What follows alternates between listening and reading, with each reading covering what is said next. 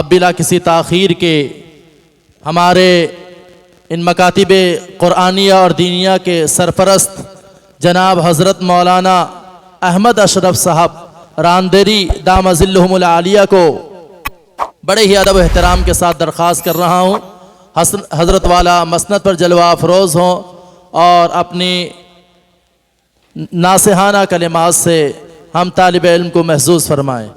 الحمد لله وكفى وسلام على عباده الذين اصطفى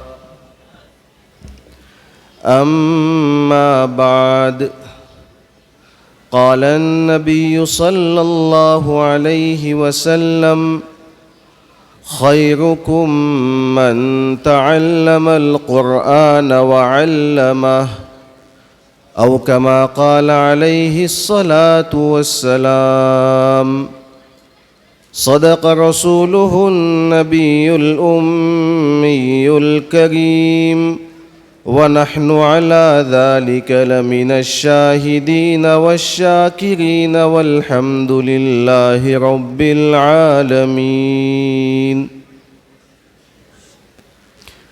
وہ معزز تھے زمانے میں مسلمان ہو کر، وہ معزز تھے زمانے میں مسلمان ہو کر، ہم ذلیل و خوار ہوئے تاریک قرآن ہو کر۔ محترم بزرگوں، عزیز بھائیوں، میرے پیارے بچے و بچیاں، الحمدللہ صبح سے یہ پروگرام چل رہا تھا، 3 نشستوں پر مکمل ہوا۔ جن حضرات نے جو میرے ساتھ تشریف لائے ہیں انہوں نے مجھے سنایا، الحمدللہ بڑے کامیاب طریقے سے اور بہت اچھے طریقے سے محنت ہوئی ہے۔ پہلے تو 2-3 دن سے جائزہ لے رہے تھے ہم، الگ الگ گاؤں، الگ الگ دیہات، الگ الگ جگہ جہاں جہاں بھی یہ نظام ہے اس نظام کو دیکھنے بھالنے کی اور وہاں امتحان کی کوشش کی، وہاں سے پہلے نتائج کو نکالا۔ اس کے بعد پھر حضرت مولانا خیر الدین صاحب نے مجھے فرمایا کہ بھائی اس طریقے کا پروگرام کرنے کی بھی ضرورت ہے اور خواہش بھی ہے۔ میں نے کہا بہت اچھی بات ہے، تو مظاہرہ قرآن کے نام سے یہ پروگرام کو بھی ترتیب دیا۔ الحمدللہ اس کے لیے یہ حضرات اساتذہ کرام 2-3 مہینوں سے بچوں کے پیچھے مسلسل لگے ہوئے تھے۔ میرے والد صاحب رحمۃ اللہ علیہ کا جو نصاب ہے وہ ان اساتذہ کو دیا ہے، بھائی اس پر کام کیا جاوے۔ پہلے ہمارا جو نظام تھا وہ 5 سالہ تھا، لیکن پھر شہروں میں تو تکلیف بہت زیادہ ہے، اور یہاں پر بھی میں جہاں جہاں گھما میں نے ان سے کہا کہ بھائی کم سے کم اپنے بچوں کو 2.5-3 گھنٹے بھیجو۔ 1 گھنٹے میں 1.5 گھنٹے میں کیا پڑھے گا بچہ؟ اسکول کے اندر جتنا وقت دیتے ہیں اس کے مقابلے میں 1-1.5 گھنٹہ تو کچھ بھی نہیں ہے۔ لہٰذا کم سے کم اتنی فکر کی جاوے کہ ہر مکتب میں بچہ 2.5 سے 3 گھنٹے ضرور جاوے۔ استاد بھی سب کو پڑھائے گا تو وقت بھی اتنا ہونا چاہیے، اور تعلیم کے لیے ضروری بھی ہے۔ تو پھر میرے والد صاحب رحمۃ اللہ علیہ نے 2 سال اس میں مزید اضافہ کیا کہ اسکول کے ساتھ چونکہ جاتے ہیں اور وقت کم دے پاتے ہیں، تو ایسا تو نہیں کر سکتے ہیں کہ بچے دین سے دور ہو جاوے، مکتب سے دور ہو جاوے، مکتب کی تعلیمات سے دور ہو جاوے، یہ تو نہیں ہو سکتا ہے۔ اتنا ہو سکتا ہے کہ کم سے کم ان کے لیے کچھ ایسا نظام بنایا جاوے کہ جس کی وجہ سے وہ اس سے جڑے رہیں۔ چنانچہ ابھی جو ہم نظام دیتے ہیں وہ 7 سالہ ہے، جس کو عام کیا ہوا ہے۔ ایک بات میں آپ کو یہ بھی بتلاؤں، الحمدللہ تحدیث بن نعمت کے طور پر ہمارے دادا جان رحمۃ اللہ علیہ حضرت علامہ انور شاہ کشمیری رحمۃ اللہ علیہ کے بہت ہی ممتاز تلامذہ میں سے تھے۔ حیات انور جو حضرت کی سوانح حیات ہے، اس میں حضرت کے پاس جو خصوصی شاگرد تھے ان کے نام کا اندراج ہے، اور اس میں ایک نام ہے احمد اشرف راندیری، وہ ہمارے دادا تھے. حضرت شاہ نور شاہ کشمیر رحمۃ اللہ علیہ ان کی دعوت پر راندیر کئی مرتبہ تشریف لائے. ہمارے ادارے میں امتحان لیا. حضرت علامہ انور شاہ کشمیر رحمۃ اللہ علیہ، حضرت مولانا شبیر احمد عثمانی رحمۃ اللہ علیہ، مولانا عبید اللہ سندھی رحمۃ اللہ، تقریباً تو ہمارے دادا نے مکاتب کے نظام کو گجرات میں 1928 سے شروع کیا تھا.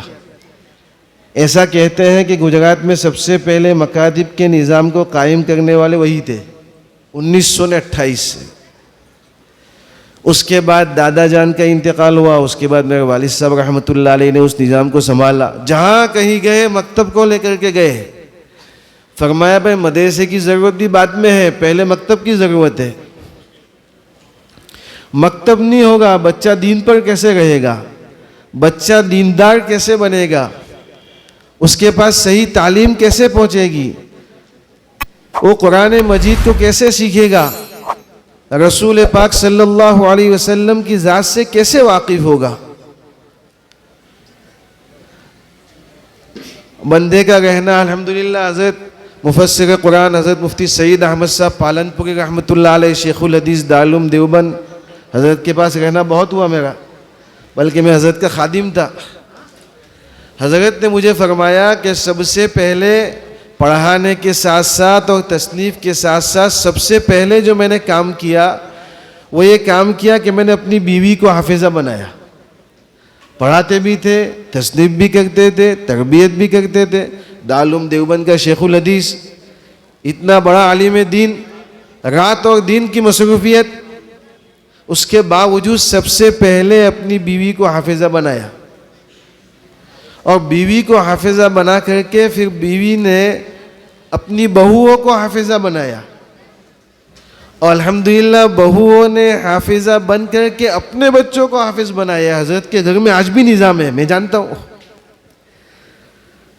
دیکھو پڑھنے پڑھانے کے کتابیں لکھی، ہزاروں نے لاکھوں شاگرد پیدا کیے، وہ تو ان کے لیے ایصال ثواب جاریہ ہے ہی، لیکن اپنے گھر والوں کے لیے بھی اتنی محنت کی. آج کل ہمارا نظام کیا ہو گیا، ہم باہر فیض پہنچانے کی پوری کوشش کرتے ہیں، لیکن ہمارے گھر کی فکر بھی ہمیں ہونی چاہیے. اس سے بھی آج ہم غافل ہیں. پہلے اللہ ہمیں اپنے گھر والوں کے متعلق ضرور پوچھے گا، اس لیے کہ ان کی تربیت کی، ان کو پڑھانے کی، ان کو دین پہنچانے کی ذمہ داری ہماری ہے. بعد میں پھر باہر والوں کی بات ہوگی. تو محترم بزرگوں، دوستو، اتنی بات یاد رکھیے کہ جس نے اپنے کو اور اپنی نسل کو اور اپنے گھر والوں کو قرآن سے جوڑا، اس نے اس کو اللہ سے جوڑ دیا. اور جس نے ان کو قرآن سے نہیں جوڑا، قرآن سے دور رکھا، قرآن سے کاٹا، وہ اللہ تعالیٰ سے کٹ گیا. جناب رسول اللہ صلی اللہ علیہ وسلم نے ارشاد فرمایا کہ میری امت اس وقت تک گمراہ نہیں ہو سکتی ہے جب تک کہ دو چیزوں کو بڑی مضبوطی کے ساتھ پکڑے رکھے.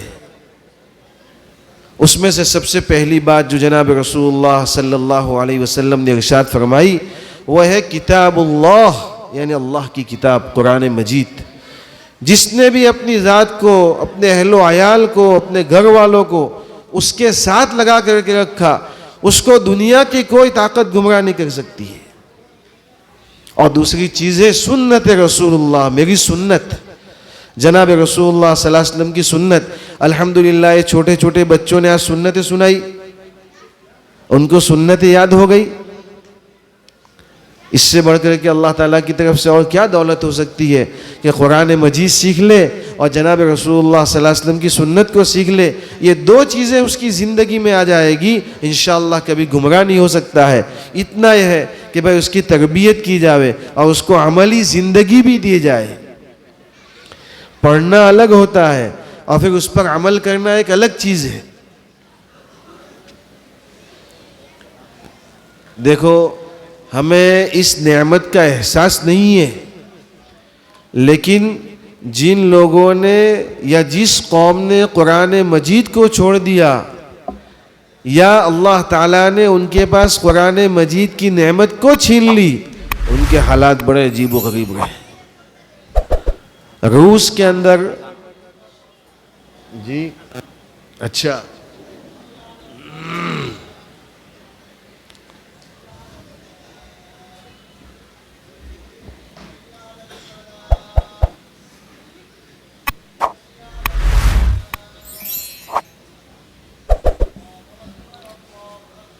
اللہ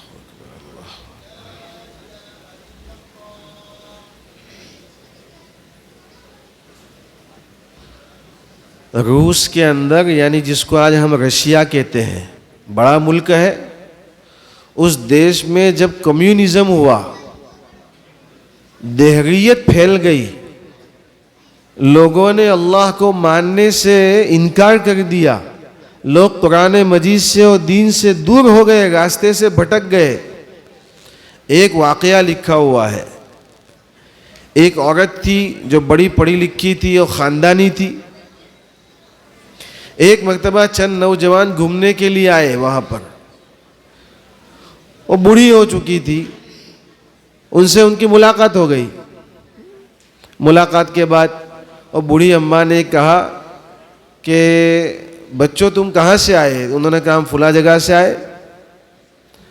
کہا میری تم سے ایک درخواست ہے، ایک درخواست ہے، آئندہ کبھی تمہارا آنا ہو تو قرآن مجید کی ایک چھوٹی کاپی لے آنا، مجھے دیکھنا ہے۔ پڑھنے کی بات تو دور، عمل کرنے کی بات تو دور، ایسی دہریت پھیلی تھی کہ قرآن مجید کو رکھنا بھی ظلم تھا، گناہ تھا۔ چنانچہ وہ لوگ چلے گئے۔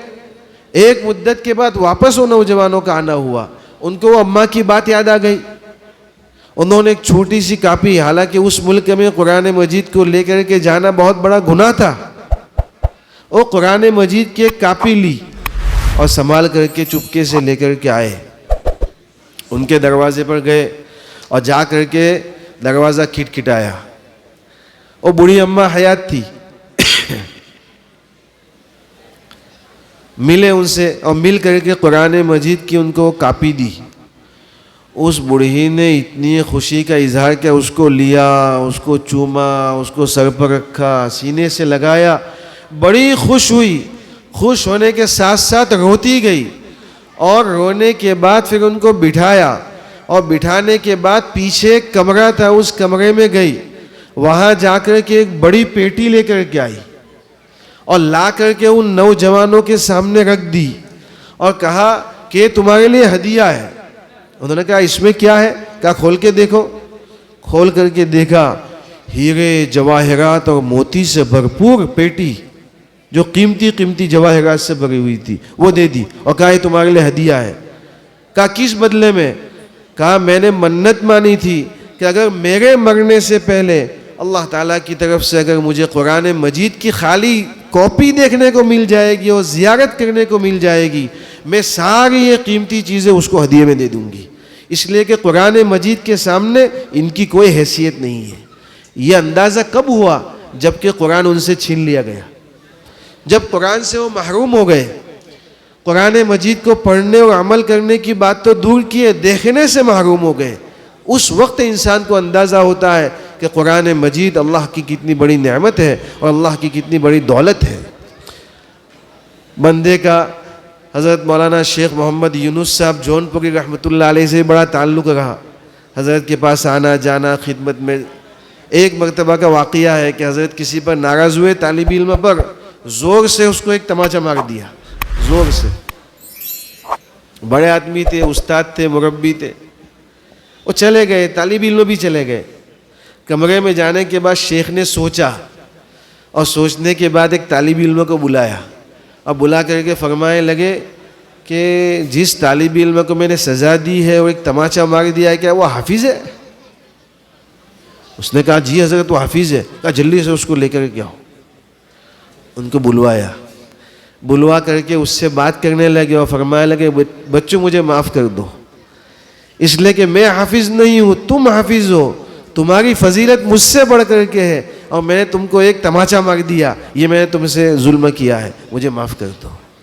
یہ قرآن مجید کی دولت کی وجہ سے ہو رہا ہے۔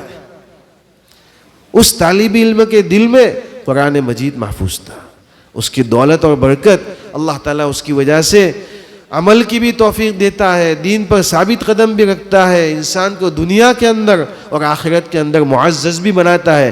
اسی لیے جو میں نے شعر پڑھا ہے وہ اسی نسبت کا ہے کہ جو پہلے لوگ تھے ہمارے، وہ قرآن مجید پر عمل کر کے معزز تھے، اللہ نے ان کو عزت دی ہوئی تھی۔ آج ہم ذلیل و خوار کیوں ہیں؟ اس لیے کہ ہم نے قرآن مجید کو بھی چھوڑا ہے، رسول اللہ صلی اللہ علیہ وسلم کی سنت اور طریقوں کو بھی چھوڑا ہے، شریعت پر عمل کرنے کو بھی چھوڑا ہے۔ لہٰذا اس کی بہت ضرورت ہے کہ اپنے بچوں کو ضرور سے مکاتب کے اندر بھیجو، مکتب میں جائے اور مکتب میں جا کر کے وہ دینی تعلیم حاصل کرے۔ اگر مکتب میں نہیں جائے گا اور دینی تعلیم حاصل نہیں کرے گا، آج کے حالات ایسے ہیں، آگے جا کر کے ارتداد کا شکار ہو جائے گا، مسلمان باقی نہیں رہے گا۔ مثال کے طور پر کہیں میں مثال دیتا ہوں، ایک بچہ ہے جس کو یہ معلوم ہے کہ اللہ ایک ہے، اللہ ایک ہے، یہ عقیدہ ہے ہمارا، اللہ ایک ہے، اللہ وحدہ لا شریک لہ ہے، اس کے پاس عقیدہ ہے، وہ جانتا ہے، سمجھتا ہے، مکتب سے سیکھا ہے۔ اب اگر خدا نہ خواستہ اس کے پاس اور لوگ آئے اور انہوں نے کہا کہ اللہ کو چھوڑ دو، یہ اللہ دو ہے، وہ فوراً نہ کہہ دے گا نہیں اللہ ایک ہے۔ کیوں؟ اس لیے کہ اس نے اس عقیدے کو پڑھا ہے، سمجھا ہے، سیکھا ہے، اس کے ذہن اور دماغ کے اندر وہ چیز اتری ہوئی ہے، لہٰذا دوسری کوئی طاقت اس کو گمراہ نہیں کر سکتی ہے۔ لیکن اگر اس بچے نے مکتب کی تعلیم حاصل نہیں کی ہے، اس کو یہ معلوم نہیں ہے کہ اللہ ایک ہے، اگر کسی نے آ کر کے کہا کہ اللہ دو ہے، نعوذ باللہ، وہ مان لے گا؟ اس کو تو معلوم اتنی ہے کہ اللہ ایک ہے۔ لہٰذا مکتب کی تعلیم کی اہمیت بہت ہے۔ میں کبھی اساتذہ سے بھی کہتا ہوں، ہمارے یہاں جہاں جہاں اور نظام ہے وہاں بھی کہتا ہوں، جہاں جانا ہوتا ہے وہاں کہتا ہوں کہ بھائی دیکھو، تین چیزیں مجھے بہت ضروری معلوم ہوتی ہے کہ جو ہونی چاہیے۔ مکتب کے اساتذہ بھی فکر کرے اور والدین بھی فکر کرے اور اس کے جو مربی ہے وہ بھی اس کی فکر کرے۔ تین چیزیں ہونی چاہیے جو بہت ضروری ہے۔ اس میں سے پہلی چیز ہے دینی علم اور دنیاوی علم، اور اس کے ساتھ ہنر، یہ ہونا چاہیے۔ علم نہیں ہے انسان جاہل رہے گا۔ دینی علم بھی دو، خوب دو، اس کے پیچھے بھی پورا دھیان دو، اور دنیاوی علم بھی ضرور سے دو، اس کی بھی ضرورت ہے۔ ایسا نہیں ہے کہ دنیاوی علم کی ضرورت نہیں ہے، نہیں، دنیاوی علم بھی دو، دینی علم بھی دو، اور ساتھ ساتھ اس کو ہنر بھی دو۔ ایک چیز یہ۔ دوسری چیز، اس کی ذہن سازی کی جائے، اس کے ذہن کو بنایا جائے، اس کے ذہن کو سنوارا جائے، اس کے لیے محنت کی جائے۔ دوسرے نمبر پر یہ چیز ہے۔ اور تیسرے نمبر پر اگر ذہن سازی ہو گئی ہے، اب ہے تربیت، اس کی تربیت کی جائے۔ اس لیے کہ ذہن سازی نہیں ہوگی، وہ تمہاری بات جلدی سے قبول نہیں کرے گا۔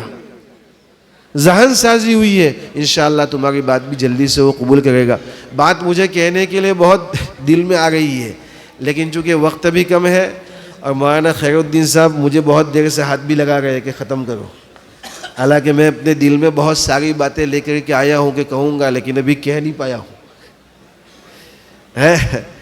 اللہ تعالیٰ نے جو استاد کا پہلا نمبر آیا ہے کلاس کا، اس بچے کی برکت سے اور اس دین کی خدمت کی نسبت پر اس استاد کو اللہ تعالیٰ عمرے کے لیے بھیجے گا انشاءاللہ۔